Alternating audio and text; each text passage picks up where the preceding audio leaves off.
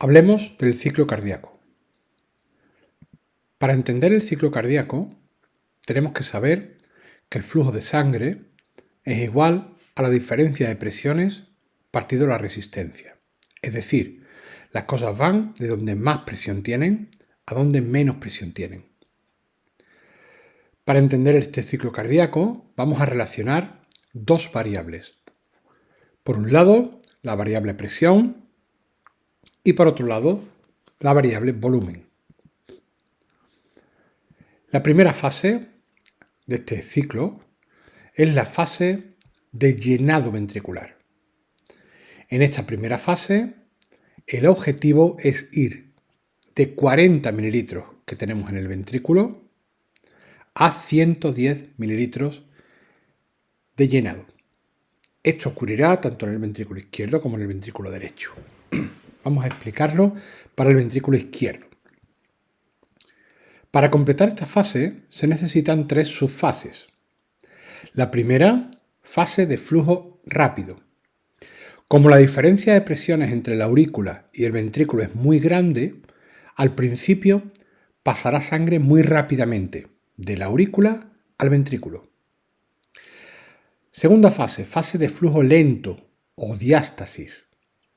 A medida que se va llenando el ventrículo, esa sangre va generando una presión que va igualando poco a poco a la presión a nivel de la aurícula.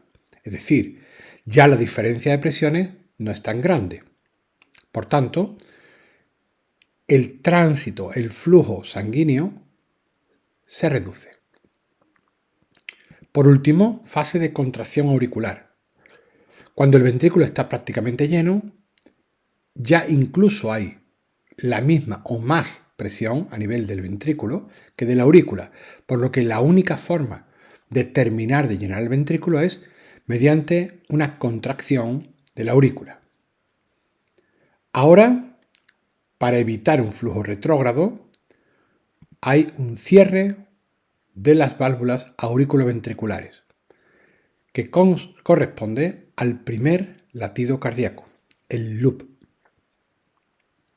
En este momento tenemos una presión en el ventrículo de 80 milímetros de mercurio. Como la presión en el ventrículo es de 80 milímetros de mercurio y la presión a nivel de la aorta es de 100 milímetros de mercurio, no puedo abrir las válvulas, porque si abriera las válvulas, entraría sangre de la aorta hacia el ventrículo. Es por eso que en la fase 2 es la fase de contracción isovolumétrica. Para que no haya un flujo retrógrado, tengo que conseguir elevar la presión del ventrículo con respecto a la presión de la aorta. Por ello, con las válvulas cerradas, voy a contraer las paredes del ventrículo con el fin de elevar la presión sin modificar el volumen. Esto ocurrirá hasta que la presión llegue a 120 milímetros de mercurio. Una vez la presión llega a 120 milímetros de mercurio, sucede la fase 3 o fase de eyección. En la fase de eyección se abrirá la válvula vascular, en este caso la aórtica, y por diferencia de presiones, la sangre saldrá del ventrículo hacia la aorta. Eso supondrá una caída de la presión hasta llegar a 100 milímetros de mercurio. ¿Por qué? Porque 100 milímetros de mercurio es la presión de la aorta. Si cayera más la presión, habría un flujo retrógrado de la aorta hacia el ventrículo. Es por eso que, para que no ocurra esto, cerraremos la válvula aórtica y eso será el segundo sonido, el DUP. Primer sonido, loop, segundo sonido, DUP. Loop, DUP. Esa caída de presión de 120 milímetros de mercurio a 100 milímetros de mercurio va a hacer que salgan 70 mililitros de sangre,